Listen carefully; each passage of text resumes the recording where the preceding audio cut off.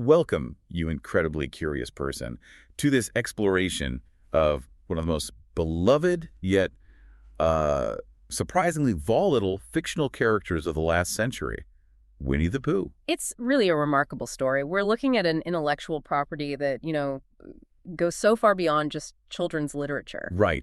It evolves into something much, much more complicated. Yeah. A character caught up in, well, global corporate warfare, intricate copyright battles. And even geopolitical conflict. Exactly. And the source material for this is just vast. It spans nearly 100 years of adaptation and, frankly, contention. We've synthesized information on everything from his real-world origins. Which start with a Canadian military mascot, of all things. All things. All the way through his literary success, the huge corporate disputes with Disney and Stephen Schlesinger Inc., and now we have to look at his modern post-copyright life. Which is where things get truly wild. His use as a political symbol and his abrupt transformation into a horror icon. It's an astonishing turn. So our mission today is to really unpack this journey.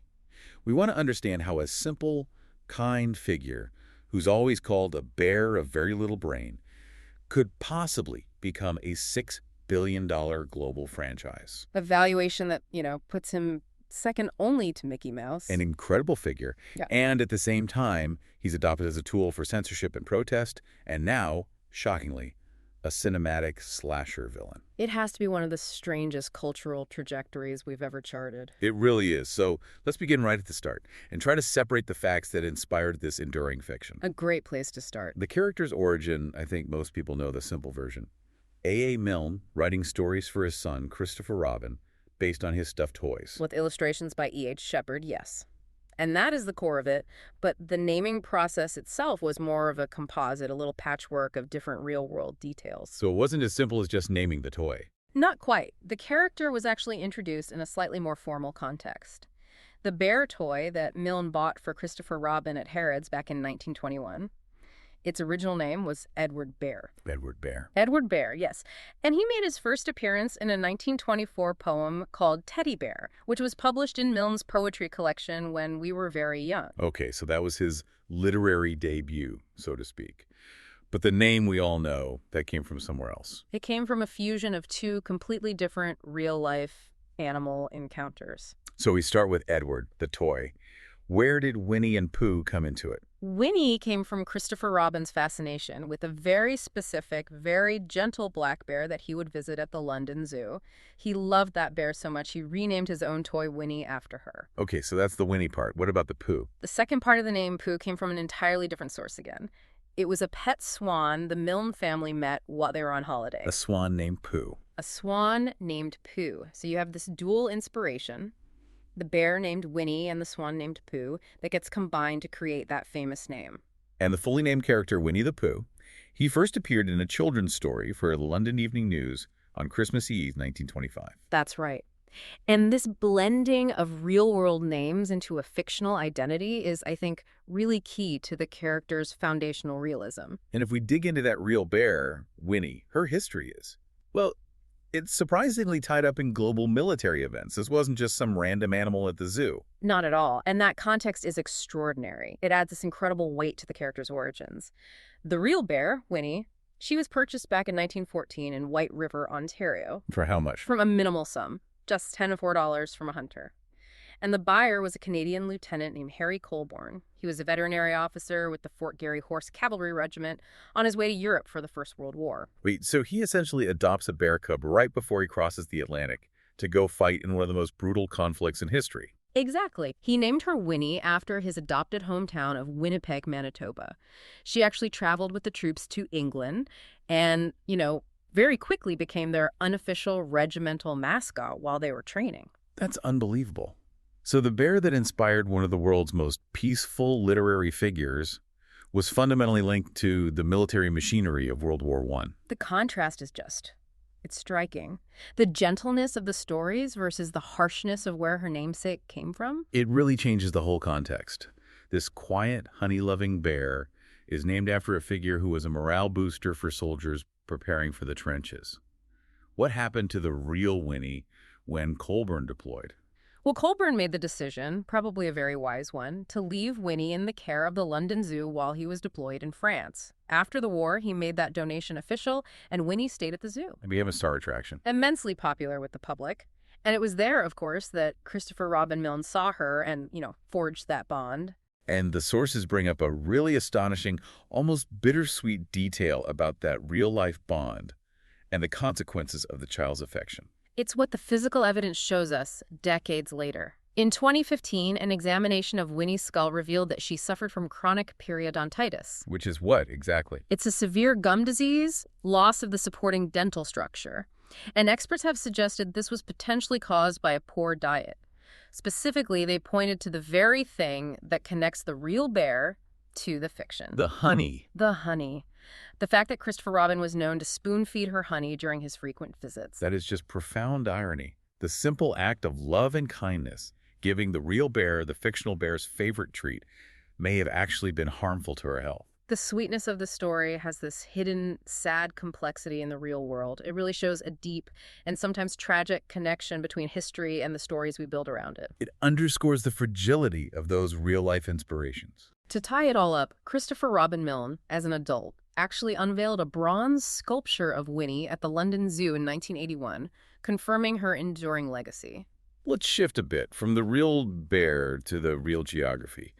Because the 100 Acre Wood is as much a character as Pooh himself. Yeah. And it's entirely grounded in a specific real place. Completely. The setting is based on the beautiful Ashdown Forest in East Sussex, which is about 30 miles southeast of London. A. Milne bought a country home there called Cochford Farm in 1925 near the village of Hartfield. And that landscape, that became the map for his stories. It did, and the map is incredibly accurate, even when you look at the names. The names are just gently fictionalized, right? That's a good way to put it. The 100 Acre Wood that's so central to the stories is actually 500 Acre Wood in reality. The steep hill known as Galleon's Leap was inspired by a prominent local hilltop called Gill's Lap. And what about the Enchanted Place? Christopher Robin's The Enchanted Place was a real clump of pines just north of Gill's Lap. It was famous within the Milne family because they could never definitively count the exact number of trees. They'd always debate whether it was 63 or 64. That's a lovely detail. And Christopher Robin Milne himself confirmed it in his autobiography. He just said, very simply, Pooh's forest and Ashdown Forest are identical. That kind of realism, it really grounds the fantasy. And the same thing applies to the invention of the game of Pooh sticks. Absolutely. The game of Pooh sticks, that simple race of sticks dropped from a bridge, was a real game. It was invented by Christopher Robin and his father On a specific bridge. on a specific wooden footbridge that crosses the Mill Brook in Posingford Wood, very close to their home, Cochford Farm. That location is now, a site of literary pilgrimage. I've heard that when they replaced the bridge, they were very careful to preserve the look. They were. When it needed replacement in 1999, the architects showed incredible respect for the source material. They deliberately used E.H. Shepard's original drawings as a template to retain the exact style of the bridge that everyone knows from the books. That's a powerful example of the fiction dictating the real-world maintenance of a place. It really is. So when we move to the characters themselves, we find another fascinating split between the real-life inspiration and what ended up on the page. The bear who gave the character his name wasn't the bear who gave him his face. That is such a crucial insight into the creative process. Everyone just assumes that E.H. Shepard drew Pooh based on Christopher Robin's toy bear, the one named Winnie. But his original drawings were, they were decidedly not based on that bear. Why not? The sources say that Christopher Robin's toy was considered too gruff-looking. It just didn't have that roundness, that cubbliness that was needed for the illustrations. Who was the actual model? Shepard, the illustrator, he used his own son's teddy bear. His son Graham had a teddy bear named Growler, and Growler became the model for Pooh's illustrations. No way. So the iconic look of Pooh that the whole world recognizes is based on the illustrator's family toy, not Milne's. That's right. And to add another layer, Shepard's sketches of the boy, Christopher Robin, were also partly based on his own son, Graham. So this complex mixing of inspirations meant the literary world was born from multiple personal realities, not just one. That's a fundamental distinction. The emotional core is Christopher Robin's affection, but the visual reality comes from the illustrator's life. Let's talk about Pooh's personality, which I think is often mistakenly simplified. It really is. In the Milne books, Pooh is characterized, maybe a little unkindly, as a bear of very little brain. He's naive, sometimes slow-witted, but if you stop there, you completely miss the genius of the character. Right, because his defining traits are what? His deep friendliness, his genuine thoughtfulness towards his friends, and just a steadfast, loyal nature. What makes him so enduring is that while he may lack, quick intellectual processing, he frequently shows this powerful, effective common sense. Which is often a more valuable kind of wisdom. A much more valuable kind. His wisdom is practical, not academic. It's driven by observation and simple reality. We see that in the crisis moments, like the flood. Exactly. During the flood, when Piglet is adrift, Pooh doesn't try to build a complex raft. He just uses Christopher Robin's large upside-down umbrella as a boat. He achieves the goal through simple repurposing. Or the invention of Pooh Sticks itself. Oh. That's about observing gravity and water flow, not intellectual theory. Precisely. But my favorite example of his simple logic is how he deals with Iori in the river. It's a perfect distillation of his unique problem-solving method. It is. Eeyore is stuck, and Pooh knows he can't just pull him out, so he doesn't try to force it. He uses physics. He drops a large rock on the far side of Eeyore, which creates a wave. And the wave just gently washes the gloomy donkey toward the bank. Exactly. His simple logic usually prevails because it's rooted in what he can see and touch, not in some abstract theory. And the character is also defined by his devotion to two things: poetry and food, specifically honey.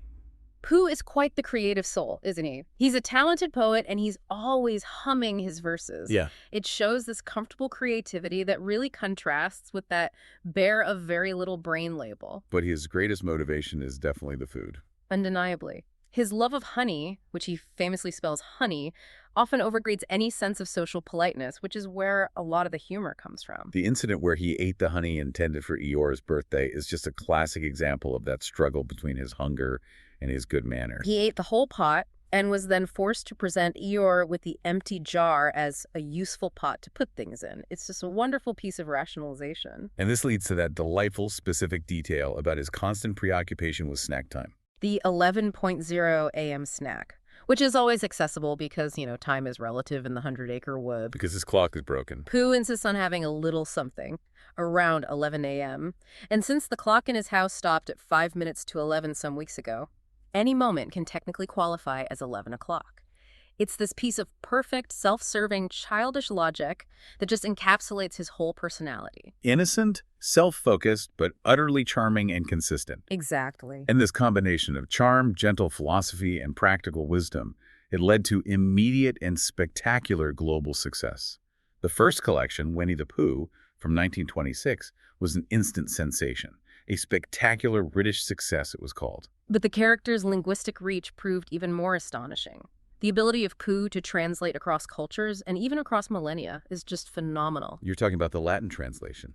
Winnie-the-Pooh. It was first published in 1958, and it achieved something genuinely unprecedented in publishing history. In 1960, it became the only Latin book ever to be featured on the New York Times bestseller list. That is almost impossible to grasp. A translation in a classical, generally non-commercial language, becoming a contemporary bestseller. It just proves the universality of Milne's stories. It speaks volumes about the material's cultural magnetism. The first book was also ranked number 7 on the BBC's The Big Read poll.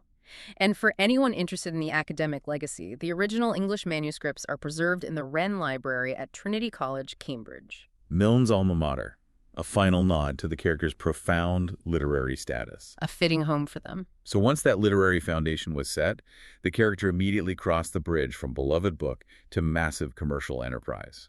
And this is where the story gets serious. It moves from gentle whimsy to intense, aggressive corporate strategy. And the key figure here, before Disney ever entered the picture, was Stephen Schlesinger. Schlesinger. He was a pioneering American licensing agent. On January 6, 1930, he purchased the crucial U.S. and Canadian merchandising, television, recording, and other trade rights directly from A.A. Milne. For how much? It must have been a fortune. The payment was a modest $1,000 advance. $1,000. $1,000 plus 66% of Schlesinger's subsequent income from the property. Looking back, that $1,000 advance has to be one of the most significant initial investments in intellectual property history. It bought the foundation for a multi-billion-dollar empire. And Schlesinger did not waste any time establishing that empire. The commercial growth was explosive. Within just a year, by November 1931, Pooh was reportedly a $50 million a year business under his management. $50 million in 1931. In 1931, Schlesinger was relentless. He produced the first Pooh doll, the first record, the first board game and puzzle, the first U.S. radio broadcast on NBC, and critically, the first animation and motion picture adaptations. He basically engineered the character's jump from the static page to multimedia stardom. And in doing all that, Schlesinger cemented Pooh's visual identity, a trait so universal today that I think most people incorrectly credit Disney with its invention. We are talking, of course, about the iconic red shirt. The red shirt. This is such a crucial distinction. The Pooh in the Milne books, as illustrated by Shepard, he generally wore nothing, maybe a small jacket sometimes. The sources confirmed the first time Pooh appeared in color was in 1932, and it was Schlesinger who featured him in that now familiar red shirt on an RCA Victor picture record. So a merchandising choice by Schlesinger defined the character's look for generations. Absolutely. And that visual was solidified the very next year, 1933, when Parker Brothers released their Winnie-the-Pooh board game, again featuring Pooh prominently in the red shirt. So this red-shirted look was firmly established and making huge profits for 3 decades before Disney even got involved. It shows the power of a licensing agent to create an IP reality that's actually separate from the literary source. Disney enters the scene in 1961. They licensed the film and other rights from both the Milne estate and from Stephen Schlesinger, Inc. And that's the beginning of the global Disney franchise as we know it. But that arrangement, as lucrative as it was, immediately set the stage for one of the most protracted and frankly bizarre licensing battles in IP history. It became incredibly contentious, especially after Schlesinger's death when his wife, Shirley Schlesinger Laswell, took over. The financial structure of the agreements with Disney became the core of the conflict. Let's unpack that financial structure because it really reveals the staggering scale of Disney's commercial control. Okay. The heart of the conflict was a 1983 agreement. Under this deal, Disney was set to keep approximately 98% of the gross worldwide revenue from Pooh sales. 98%. 98. The remaining highly coveted 2% went to Schlesinger.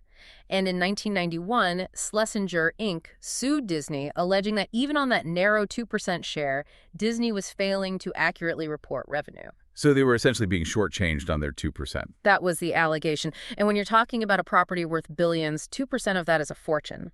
The contention over accuracy was relentless. And the resulting litigation just became this procedural minefield. The maneuvers and countermaneuvers, they sound less like a civilized copyright dispute and more like corporate espionage. Yeah. The sources paint a picture of extraordinary legal absurdity.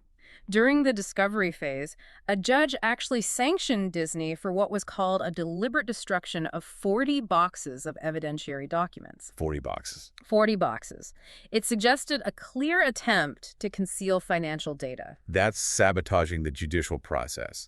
But the counter-move from the Schlesinger side was just as shocking. It was a twist that crippled their own case. The suit was later terminated by a different judge because it was discovered that Schlesinger's investigator had, in an effort to retrieve that missing data, literally rummaged through Disney's corporate garbage. So let me get this straight. Disney destroyed evidence and got sanctioned.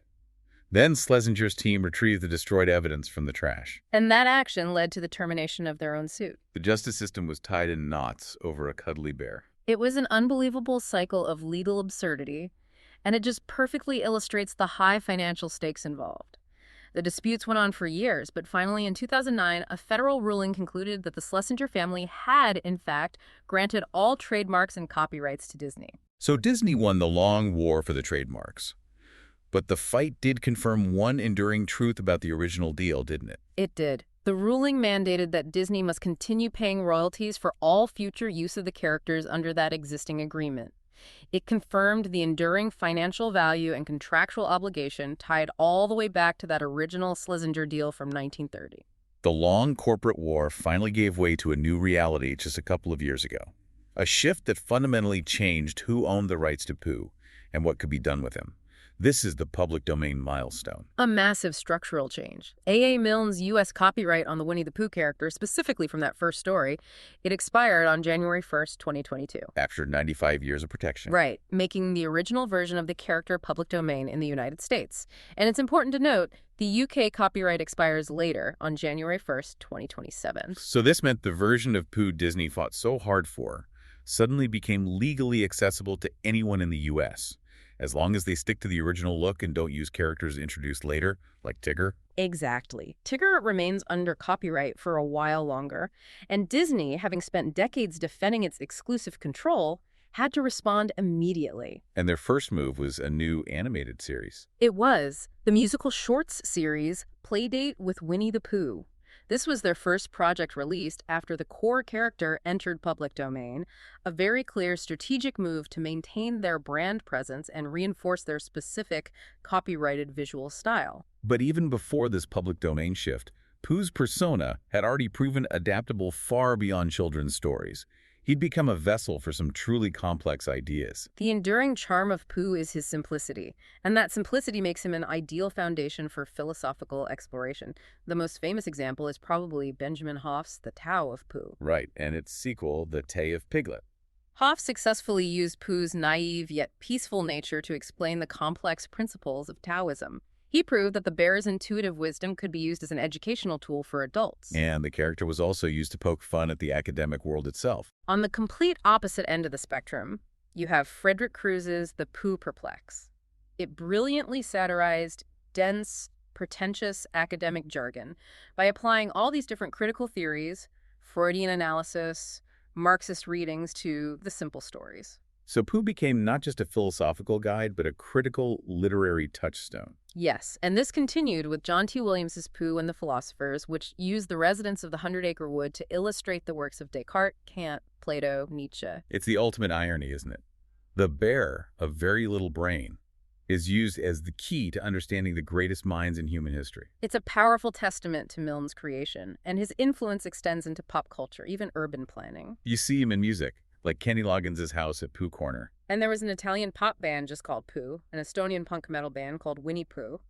The recognition is so universal that there are streets named after him in Warsaw and Budapest. But now we arrive at the consequence of the public domain shift that caused the most immediate global shock: the radical, dark reinterpretation of the character.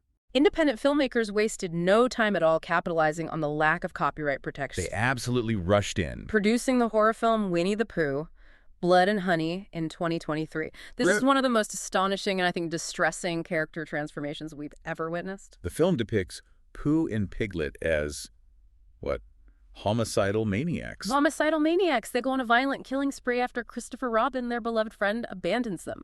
When you think about the original character, defined by his gentleness, his loyalty, his simple desire for honey, this transformation feels like a genuine cultural betrayal. It takes everything Milne established and just brutally reverses it. It is deeply unsettling. We're talking about a character who would never hurt a fly, suddenly becoming a violent slasher. It really highlights the immediate vulnerability of classic IP once that legal protection is gone. And the film, despite a low budget, was a financial success. It was, which demonstrated a market for this kind of shocking reinterpretation.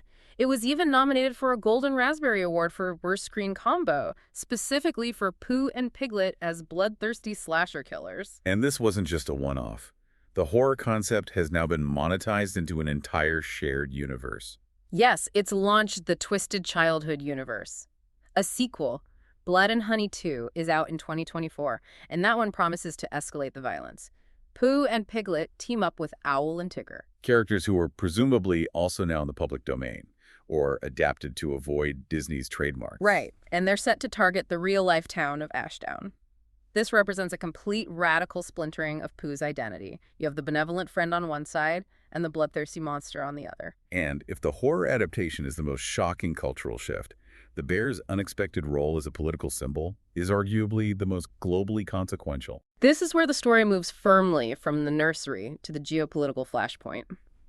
The core of this highly sensitive controversy is in China. Starting around mid-2017, images comparing Chinese Paramount leader Xi Jinping to the Disney version of Pooh became extremely popular as internet memes. The comparison initially started because of a perceived physical resemblance, right? But why did it escalate from a simple joke to a matter of state sensitivity? Because the comparison undermined the carefully constructed, powerful, and monolithic image of the leader. Simple humor, when it's directed at the highest levels of power, can be seen as profoundly subversive. So what was the result? As a direct result, images of Pooh were swiftly censored from social media sites throughout China. The repercussions were immediate, and they extended into the commercial world. Which is where we get the competing narratives surrounding the 2018 film Christopher Robin. Precisely. The film was denied a Chinese release. And the sources point to two competing possibilities for this. Many international analysts suggested it was a clear act of political censorship directly linked to the meme. But there was another explanation offered. The other side noted that China maintains a strict annual quota of only 34 foreign films.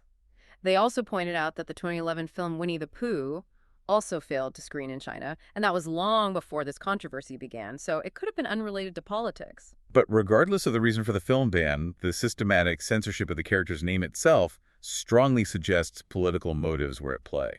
The censorship goes far beyond film distribution. Pooh's Chinese name, Xiaoshengwei Ni, or Little Bear Winnie, has been actively censored from major video games operating in the Chinese market.